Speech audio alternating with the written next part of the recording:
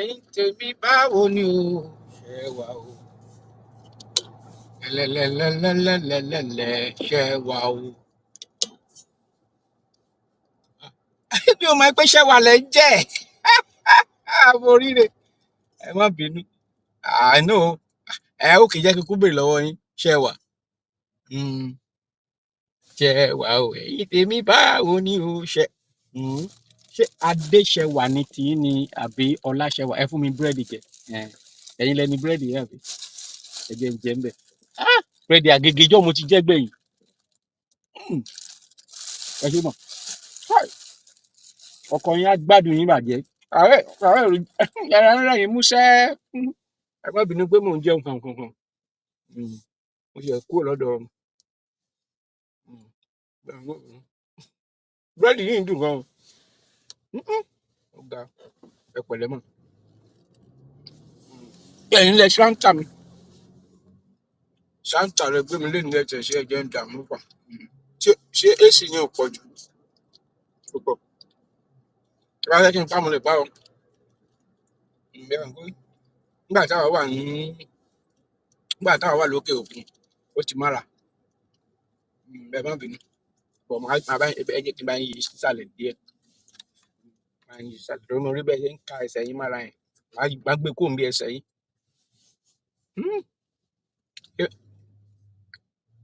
búrẹ́dì yẹn bóyá tí ẹ bá fẹ́ sọ̀kalẹ̀ bóyá ẹ lè filẹ̀ bẹ́ẹ̀ ni máa lọ gbé fún àwọn ọmọ ńlẹ̀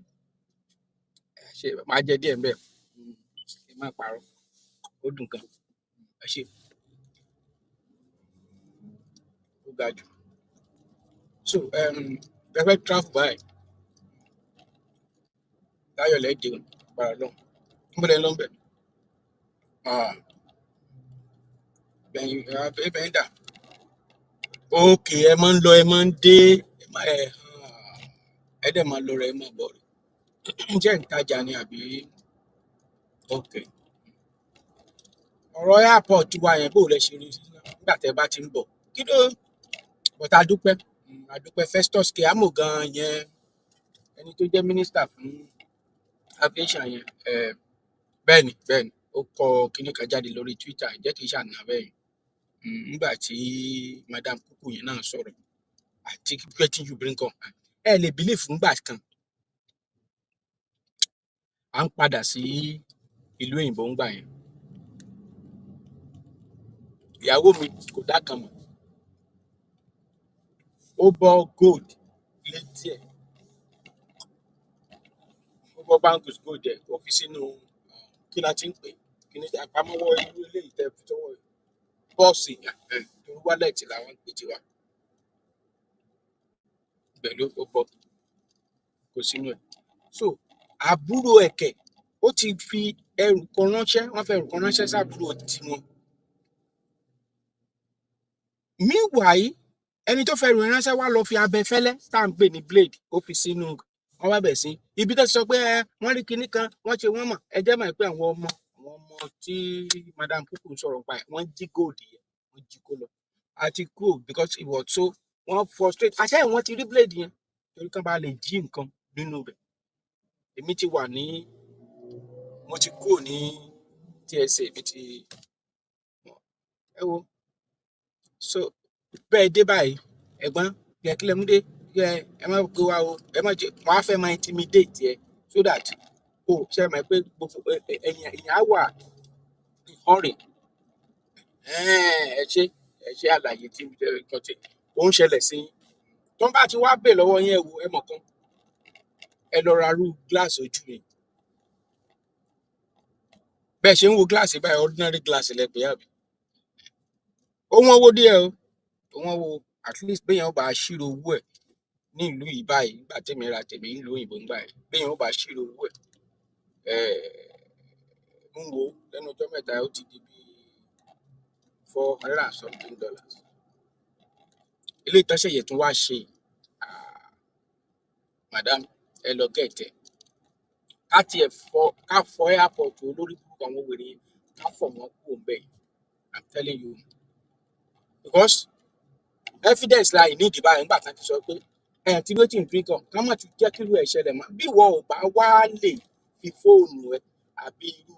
torí tó ẹ bá ti sọ pé ẹ mú fóònù ẹ ń ṣe wọ́n lè já fóònù ẹ gbà eléyìí ẹ kàn ra ṣe báyìí níbí báyìí kíní ìwà mi báyìí ẹ bá ti tẹ̀ báyìí ó máa record at least 60 seconds tó bá record 60 seconds ẹ tún ṣe kíni ẹ tún tẹ bá dẹ̀ fẹ́ kó stop ẹ tún tẹ mọ́lẹ̀ àlẹ́ tẹ bá dẹ̀ fẹ́ bá jẹ́ picture lẹ fẹ́ ṣe tẹ bá tẹ mọ́lẹ̀ ayé lórí ẹ̀ ṣe wà ẹ lè fi receive call ẹ lè fi gbọ́ kíní ẹ lè fi ṣe many things bóyá wà bí gíláàsì ṣe wà mọ̀ dáná tẹ bá fẹ́ rántí nǹkan tẹ fẹ́ kó rántí tó jẹ́ 10 years tẹ bá ti débẹ̀ tẹ́ ẹ lè ráyè kọ́ ẹ kàn press ẹ kàn sọ fún pé hey mẹ́ta pé remind me this is something I capture it I fi sí reminder time tẹ bá sọ pé kó remind yín yẹn tẹ bá sọ pé kó remind yín ní ọdún kan ní the same date ọdún kan ló máa remind yín kì í ṣe remind tọgbà ẹ̀wọ̀n bí reminder tẹ bá sọ pé 10 p.m. today notify me about this something aṣọ fún yín èèyàn ní láti invest sí orí defence security and the health tiẹ̀ irú èmi nígbà tẹ wọlé lẹ́ẹ̀kan tẹ sọ pé ṣé mo mu tíì láàárọ̀ ní ṣe kó ìgbẹ́ ìfúnpẹ́ gbóná bàbá mi màmá kì í ṣe tíì àgbo ni mi ìdẹ kí n mu àgbo tán fọtí ṣe torí àgbo tán fọtí ṣe fẹ́ẹ̀kì ìdó lára bá ti ṣara ẹ̀jẹ̀ yàmàyàmà àwa bẹ̀rẹ̀ sí bá nǹkan jẹ́ lára ṣùgbọ́n àgbo tán bá fún mi dùn àgbo tán bá fi what is it called ọ̀sán àbí omi lásán tán fi kì eléyìí tí mo gbé dání báyìí omi lásán mo fi kì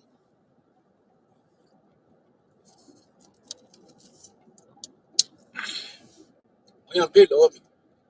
kí ló dé tó jẹ́ pé àgbo ni mo máa mo fi ṣe mímu mi ti ráṣìírí ẹ ṣe. So ọ̀rọ̀ tí kúkú sọ yẹn jẹ́ ti gbọ́ ẹ ti gbọ́ mo bọ̀ jẹ́ kí n fi sí jẹ́ kí ó yẹ kẹ́ gbọ́ at least you see. Investors are complaining. Lagos Airport, that's the first thing they see. You get off the plane, this is welcome to Nigeria. The number of messages that I received from passengers, from the Honorable Minister, and from the Presidency is insane. Especially from Lagos Airport. But I want to focus on ABSEC. You represent an agency and an organization. The way you engage, Auntie, what do you bring home for us? Auntie, bye-bye. Auntie, open your bag. I have another individual who said, I think I forwarded that to you. These were Chinese passengers that were flying through the terminal. And they said somebody gave them a gift, their necklace as a gift. I've also gotten feedback from ABSEC officers and customs saying that they are not collecting pension. So this is the way for them to generate or earn their pension. This has to stop. And I have a very clear directive. It goes for the team leads, it goes for the HODs, and it goes for the heads of the organizations at the airport. If your organization is found wanting, then it means that you as a leader has failed, and it means that I have failed. And this better stop. I also hear that agencies are giving returns to their bosses. So let's have frank conversations in here. The airport is no longer a place to come and make money. So if anybody in your organization is asking you to give returns, I'm saying the same to you. And to all of the other agencies here, better tell them you don't want to come here. Because the penalties are going to be stiff. Investors are complaining. Lagos Airport, that's the first thing they see. You get off a plane, this is welcome to Nigeria. The number of messages that I received. Tabalẹ́ni tí ó wà online pẹ̀lú mi tẹ́ bá gbọ́ nǹkan tí mo sọ bá mi simplify ẹ̀ jọ audio wà now ó jẹ́ ti airport tójú yín bá rí ní airport padà make sure wípé ẹ ò dákẹ́ gbogbo àwa Nàìjíríà láti fọ ìlú yẹn mọ́ a gbọ́dọ̀ dákẹ́ o àwọn èèyàn yára láti complain kíni kan yẹ wọ́n àjẹlẹ̀ ìwọ fún ara ẹ ọ̀lẹ́ dàrún kan ṣẹlẹ̀ ní nǹkan koríko ló wà lẹ́gbẹ̀ẹ́ ilé ẹ̀dá ó fi bẹ̀ kó fi gbìn bóyá pákí irọ́ onífúlàní jẹ́ kórókò fúlàní ló wá sí ẹgbẹ́ ilé ẹ̀ láti bá látọ̀jú irọ́ ó kàn ń gbọ́ lórí social media ni ó ti pa wọn ọ̀lẹ́ dàrún. Ìbárántí ńgbà tá a wà ní Yorùbá strong nígbà tá a tó gbóná jẹjẹrẹ ẹnìkan àwọn tó ń kọ̀ndẹ́mù ṣe ń kọ̀ndẹ́mù àwọn tó ń rán wá tó dẹ̀ jọ ọmọ Yorùbá láti wá dàrú náà wọ́n fara wọn kalẹ̀ sójó téèyàn ìka lè tà ìyẹn bí mo ń gbọ́ program ọmọ lókà wọn ní wọn ìta wọn fi pè kí wọ́n ṣẹ́ sọ́mọ tó pẹ̀ kó lẹ́jọ́ ní kálára ká everybody lára gidi kó má káyàn lára àwọn gẹ́gẹ́ sọ pé ìwé ìtẹ̀gbẹ̀ ìwé nìkan inú àwa tá a bọ́ síta tá a lọ búra tá a sọ pé kìíní ẹnìkan Yorùbá kìíní kan tó gbé lọ́ba tí bá lọ bá tinú lé àwa ti dùn yẹn ọ̀lẹ tó ń ṣe tẹ́fẹ́ máa gbowó tẹ́ẹ̀fẹ́ ṣiṣẹ́ tẹ́fẹ́ máa gbowó lé ẹ lọ sínú kankan nù ká ṣe educative program ká tàn ìyẹn ló ṣe pàtàkì gẹ́gẹ́ bá bẹ̀rẹ̀ yẹn mi náà máa máa gbé serious kẹ́kẹ́ máa wà lórí fóònù kẹ́ máa ti gbẹ́nu kẹ́ máa ká máa ga pásù kẹ́ máa gbà sọ fẹ́ tí àwọn àgbẹ̀ṣe àwọn grand àrẹ tó ṣe lọ èyí táyà yín náà tẹ̀ lọlé ẹ sọ ẹ tọ́ka sí nǹkan ẹyọ kan báyìí nípa ṣọ́ọ̀bù kan gbogbo kan jalè lórí íńtánẹ́ẹ̀tì wọn ló ṣe ń ká ọmọ ló kà lára yẹn ìgbà tá à ń sọ ńgbà ẹ̀ àgbàdo ẹ̀ pé bóyá àwa ń nígbà tó fẹ́ lọ open account gba èmi ilé gbàgbọ́ ìbùtọ́ èmi ni mo kọ́kọ́ bẹ̀rẹ̀ advocacy for one account lẹ́yìn ìrántí ìgbà yẹn ni mo ṣe ká gbé kíní jáde ká gbé platform very fantastic ọmọ bíbí inú mi ló wà ìjáde ọ̀dà tí táìmù ẹ̀ lẹ́sìn mi pé àbúrò oṣù méjì tó dùn àwọn fẹ́ ṣe kẹ́lẹ́ wọn ló gbó ní tìrìbà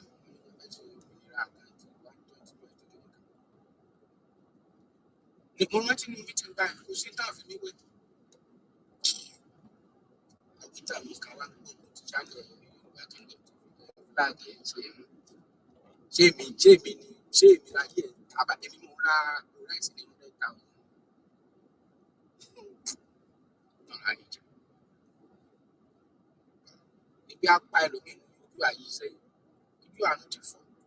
àrídé gbẹ̀yìn gbẹ̀gbẹ̀ ẹsẹ̀ lówó sí ibi wọ́n tó fi sẹ́ẹ̀ lówó sí wọn Nàìjíríà tó bá wo ayé tá ń jẹjẹ àtútù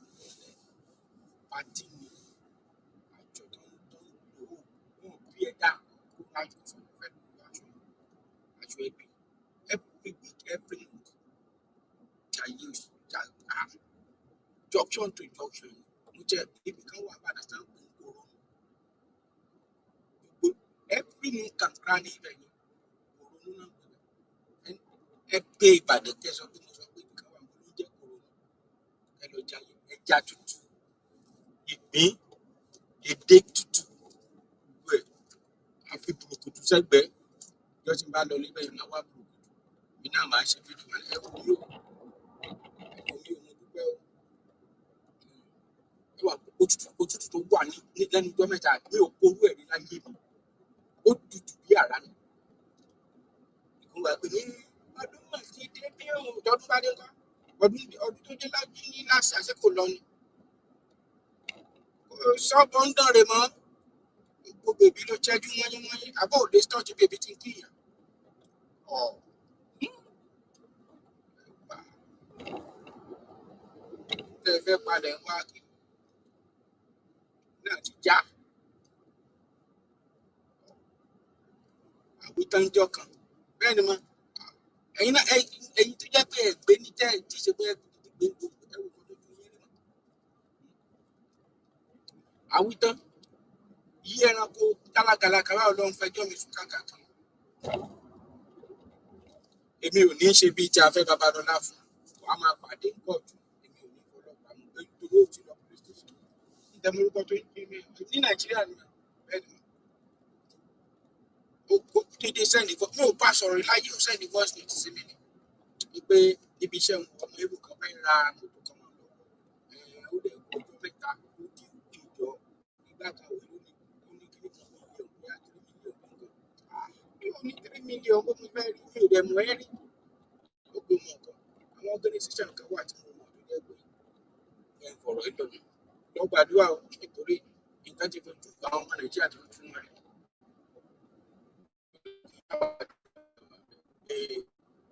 àgbẹ̀ ìgbésẹ̀ ọlọ́run dẹ̀ wá bá ṣe gbogbo àwọn ọmọ yorùbá tó wà náà fẹ́ràn àwọn ọlọ́dún ó dẹ̀ tún sẹ́wà sọ àtúntò nǹkan tó yà mí lẹ́nu ó ní wọ́n fẹ́ dá wọn dó níbi iṣẹ́ ó ní wọ́n máa dá wọn lẹ́nu nítorí àwọn chinese oníṣẹ́ yìí gẹ́gẹ́ bẹ́ẹ̀ ìbádẹ́ jamara ọlọ́run dẹ̀ bá ṣe ó pọ̀jọ́ kọ́ kò tí pọ̀jọ́ yẹn gan tó sọ wọ́n dẹ̀ sọ pé òkè wọ́n máa ṣáì náà wọ́n wá sọ pé òkè wọ́n ti báyìí sí kí ọmọ tó yọ ṣùgbọ́n wọ́n á ṣe nǹkan kan lọ wá 1 mílíọ̀nù lára tó lè tó bá kù ẹ̀ka ara mi sàn bẹ́ẹ̀ ni mà wọ́n yẹn sọ fún ìgbà ẹ̀ nìyẹn bẹ́ẹ̀ ni wọ́n wá ní kó lọ wọ́n wá ní kó lọ sọ́dọ̀ lọ́ọ̀yà wọ́n ṣe ìwé nǹkan wọn ìjẹun ọbẹ̀ yẹn bí ọ̀fẹ́ tó mọ̀ mí rí èmi mi ò fojú ní ẹni báyìí ní àgbẹ̀kọ́nù voice note lásán ló sẹ́sì mi bẹ́ẹ̀ ni just voice note ẹlòmíì torí ẹ ẹlòmíì tẹ́pẹ́ bá ń bàjà tó èmi mọ̀ rẹ̀ ṣe wà yìí mi kì í fọ̀rọ̀ wòlíì ṣe gbogbo ibi tó ń lọ tó ṣe ló ń gbàdúrà káyọ̀ tó mo rí pẹ̀lú èmi tó jẹ́ pé èmi fún ara mi gan ìpè gangan ni mi ìpè torí rísìnì gbin dàtí pé ẹni tí ò bá ti rí nínú àtúbọ̀tán máa já ẹni yẹn lókun torí ilé ni mo rò ẹ́ kó lọ́dọ̀ lọ́ọ̀yà kò mọ́ ọmọ ẹ̀ lọ kò mú ìyàwó ẹ̀ lọ kò wá lọ mú ẹnìkan ní òun ti lọ́jọ́ tí ẹ̀ nígbà èmi gan mi ò tiẹ̀ gbọ́ngbà táyìn béèrè lọ́wọ́ ẹ̀ tó sọ pé kìnní lọ́ọ̀yà ẹ̀ ló wá sọ fún àwọn organisation wá sọ fún mi sọ fún pé báwo ló ṣe lè ṣe bẹ́ẹ̀ yẹn òun ní àwọn ọlọ́mọ ní òun ṣe mú wọn lọ wọn gbọ́ nǹkan báyìí tọrọ bọ́lẹ̀ wọ́n ní wọ́n sọ pé kó wá 1 mílíọ̀nù wá sóòtì ìdájọ́ olóhùn ó ní òun kò sí kékeré wá lọ wá lọ sí oní pension ló tún ṣe pension ló fẹ́ fi ṣe wọ́n máa ń gba pension ní mi ò rírú ọ̀rọ̀ ẹ yìí o wá lóun ní 600 wá san 600,000 sí àkáǹtì organisation yìí kì í ṣe mi ló fún o 600,000 ẹjẹ tó pé àwọn ẹ̀jẹ̀ ẹ̀kọ́ wọn ní ìsọ òkè yìí ọ bàbá mi complex wọn gbọ́ mi nìyẹn tí ọ̀gá ọ̀gá gbọ́ mi wọn ní kí mi ọmọ láàbẹ̀ ṣe so wá èyí tí mo fi ń sọ ìtàn tí mo fi ń sọ ilé ìfún yín mà ní wípé ẹ ṣọ́ra àwọn tẹ́ ẹ máa ṣàánú wọn ò gbádùn níbi ọ̀lẹ wọ́n dẹ̀ fẹ́ máa wò wípé wọ́n lè máa take advantage sáà wà tá à ń bójútó mi ní kéèyàn má ṣàánú owó ẹni tó máa ṣàánú kọ́gbọ́n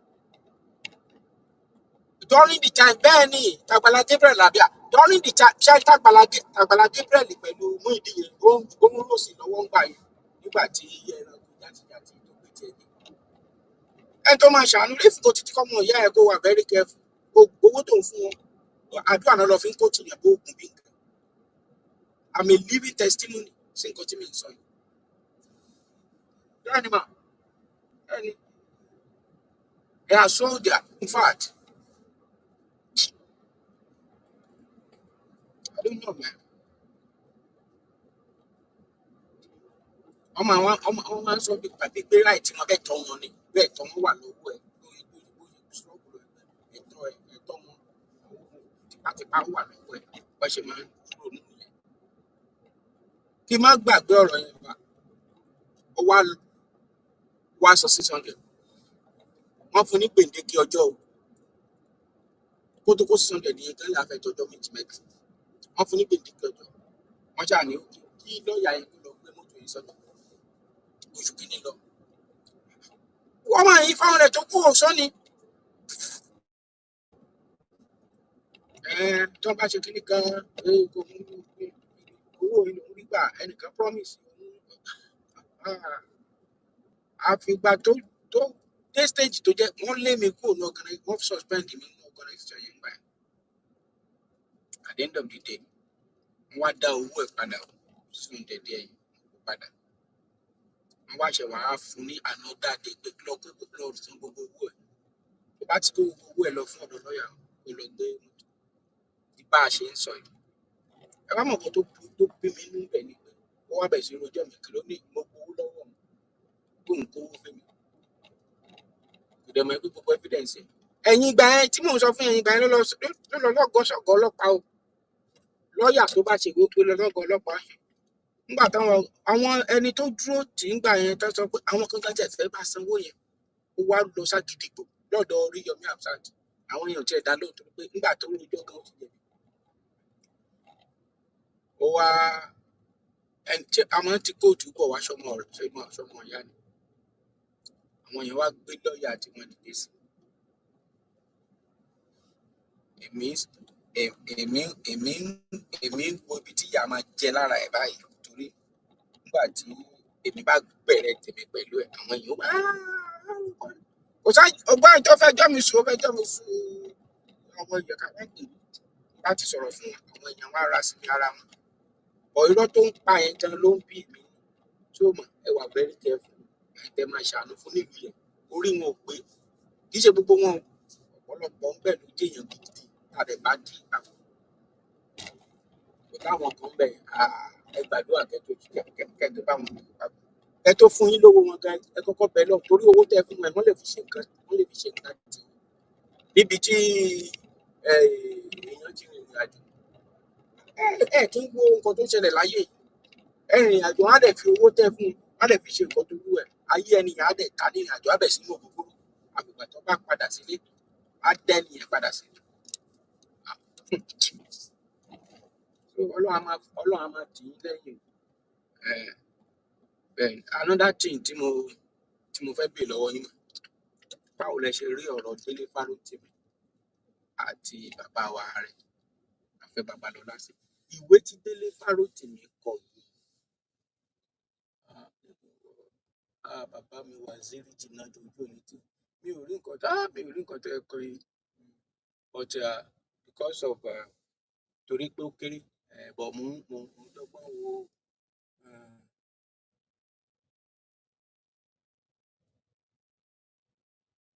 wọ́n ní kinní kan responsible Nigeria for what something tó máa ń láìké máa ka ọ̀rọ̀ bàbá yìí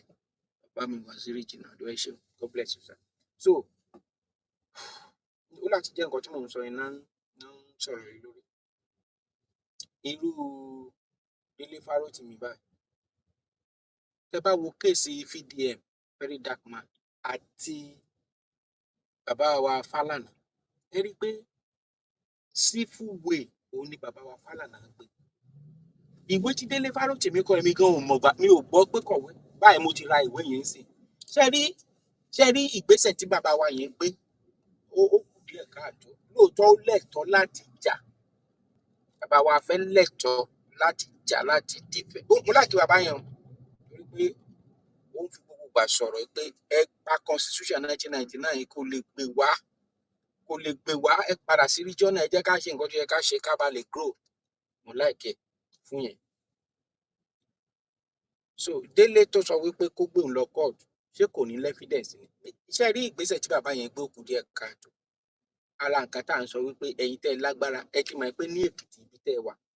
gbogbo èkìtì wà lápò yín gómìnà wà lápò yín káńsù wà lápò yín àwọn adájọ́ wà lápò yín ìyẹn gan la ń sọ ìyẹn làwọn èèyàn bàbá yìí dẹ̀ ti engage tí kéèyàn máa fọlọ́pàá intimidate àwọn èèyàn lórí civil stuff. This is a civil case. Electoral àti defend the integrity yín but ọ̀nà tẹ́ gbé gbà kan wá kidnap Délé Fárótìmí báyìí everybody ti ń ra ìwé yẹn ẹ lọ wò lórí Amazon ìwé yẹn ti blow ẹ jẹ́ kí n lọ sí ọ̀dọ̀ ó lọ kẹgbọ́n nǹkan tó lọ ẹ máa gbọ́. So if you compare Falana versus VDM and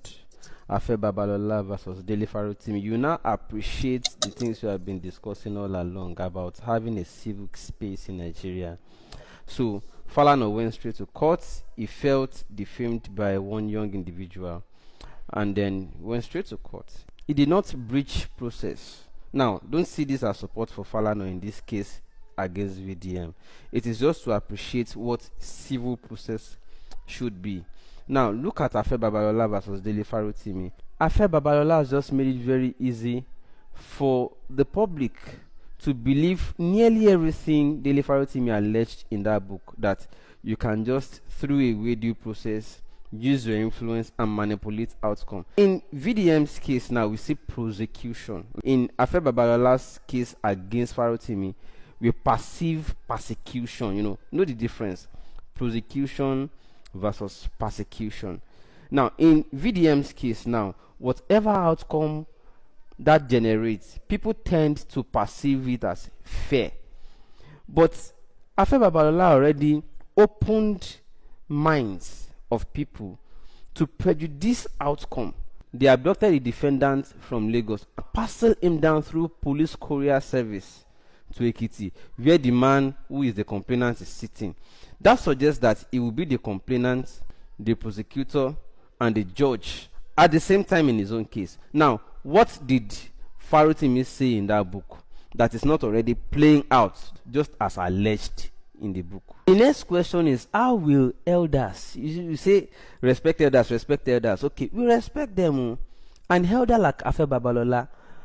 how will it be easy for them to condemn that sacrilege that happened in court the other day, wherein some masked police agents of the government invaded the courtroom and abducted Shure right in front of a judge? I was in court that day. You will pity that judge that day, a female judge. Asanda was almost following her the way he flew in the air. So when a senior lawyer who is supposed to be custodian and people who uphold respect for court are the ones desecrating it, you see why people resort to jungle justice and self-help now? You don't let us respect the court again. Somebody who sends armed police to another state to go and invade a law firm to abduct the senior partner of a chamber in the presence of staff, seizing their phone, pushing them and muzzling them out of the... That person will not have the moral ground to condemn injustice committed even right in the premises of the court. So even if Dele Farotimi had defamed Afe Babalola, Baba had not by himself ruined the merits in the case already. It becomes oppressive when you ignore due process, you breach it, you truncate it, to go and say, I will show you who I am. Do you know who I am? That becomes oppressive. Now, this has degenerated into a stage where Gen Z on social media are the one now lecturing Afe Babalola. That name has almost become an institution in Nigeria until this incident. Now, Gen Zs on social media are the ones lecturing Afe Babalola on civil so that is why you should not be using power and influence at all times. Not because you are weak, not because you don't have the access or influence, but because justice should not only be done, but be seen and perceived as truly and fairly done. But when you want to twist and use your influence and power and everything, you will ruin the merit even if there is any in your case. And that is exactly what Chief Afe Babalola has inadvertently or maybe just deliberately. Thank you, my brother Shegun Olo. bless you. That I don't have a copyright to that. So nǹkan tí Ṣẹ́gun lọ sọ yìí ká fi compare pẹ̀lú ti Fálànà pẹ̀lú ti Afẹ́ Babalọ́lá. Kì í ṣe pé bóyá mo sọ pé bàbá Fálànà ló ní nìkan. Ṣé oníkálùkù á protect gbogbo ọ̀nà tí bàbá wa Afẹ́ tó gbé gbà. Wọ́n dẹ̀ ti kọ átíkù in case tí irú àwọn kéèyàn máa ń irú ìwà bẹ́yẹn ẹ̀yin wá lọ lo sledgehammer. Ẹni tó kọ nǹkan jáde ó ní tẹ́ ẹ bá ní nǹkan kẹ́ ẹ gbé òun lọ sí kóòtù. So ilé tẹ́ wá ṣe báyìí àwọn èèyàn wà wò bá kí ló ń láti wà nínú ìwé yẹn kí ló ń láti ṣe kí ló ń láti rí àwọn èèyàn wá bẹ̀rẹ̀ sí àwọn ọmọ ayé ìsìn wọn ò lè kó lójú wọn wá bẹ̀rẹ̀ sí ní wá fíìndì kòkó sìn wọn á bẹ̀rẹ̀ sí tú gbogbo nǹkan tí wọn á bẹ̀rẹ̀ sí tú gbogbo nǹkan tí ó ṣẹlẹ̀ ẹ wà á rí wípé ọjọ́ alẹ́ ló jà jù wọn á ṣẹ̀ wá rí nǹkan tó ṣẹlẹ̀ alábàjọ tí bàbá ẹ gbé sledgehammer o ẹ mọ̀ Deliveroo is not a coward. Àwọn gangan tí kọ̀kọ́ kọ̀ jáde báyìí wọ́n délé báyìí wọ́n ní ìgbò ní bàbá rẹ̀ àti ó ṣègbò àti kò ṣègbò àti ó ṣe Yorùbá kò ṣe Yorùbá ènìyàn lèèyàn á máa jẹ́ nígbà gbogbo ìṣẹ̀lẹ̀ ènìyàn lèèyàn á máa jẹ́ nígbà tí Paul Biya ń gbà yẹn tó ń sùn tó ń tọ̀ bára ṣé à máa bú ni ẹ̀yin ẹ wo kí lórúkọ ẹ̀ báyìí ẹ wo Sleeping Joe ó sùn ní conference ní gbogbo àgbáyé tó ń sùn ó ń sùn ní Áfíríkà lẹ́rìí ó dé Amẹ́ríkà ó gba everything ẹ̀wọ̀n nǹkan tó ṣe fọ́mọ ẹ̀ lẹ́nu ọjọ́ mẹ́ta nǹkan ní ọmọ ẹni kìí ṣe democracy wà l'Amẹ́ríkà ṣá ẹgbẹ́ gbogbo fóònù gbogbo ẹ̀.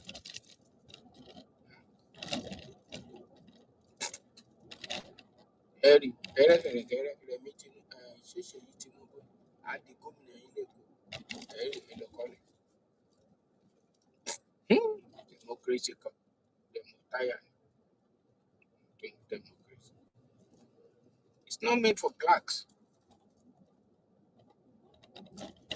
Àbálágbájú ẹ̀ tó wà lábẹ́ ẹ̀ ń lọ bẹ̀. Ìyá láyọ̀ lẹ́mọ lọ́dẹ máa dé o ẹ bá mi ra gold dé o ṣe gbọ́ 18 karat àbí ìlẹ̀kílẹ̀ ń pè ẹ bá mi ra gold dé fẹ́ fún ìyàwó ẹni ìyàwó mélòó mo ní ìyàwó mẹ́jọ ọkọ mélòó lẹ́yìn ní ẹ má lọ pé ọkọ obìnrin tí ń lọ́kọ mo rófin kan tó sọ pé òun lọ́kọ méje obìnrin tí ń lọ́kọ tó pọ̀ nígbà tí ẹ bá ń bè lọ́rùn pé ìyàwó mélòó mo ní ìlú sọ pé ìyàwó mélòó lẹ́yìn ọkọ mélòó lẹ́yìn àbí àbá ẹ lọ́kọ méje tán kù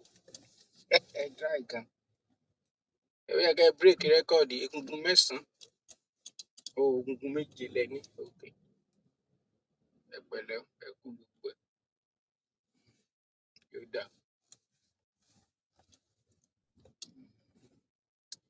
ẹ̀yin èèyàn gbogbo yín ni mo kí omi ìlú lóde ẹnikẹ́ni ọmọdúnkà bínú tán lánàá èpè lágbèrè gbẹ̀ndẹ̀rẹ̀gbẹ̀ndẹ̀ nígbà táwa ń kí ọlọ́gbẹ́ kò sí kan ní jẹ́ bẹ́ẹ̀ mò ń lọ lónìí ẹnikẹ́ni tó bá sọ pé kí ẹ wà mí kó má wà òjò tẹ́ǹtì tó bá forí sàpàtà ẹ wá ara rẹ̀ àbàjẹ́ ó tún dàbọ̀.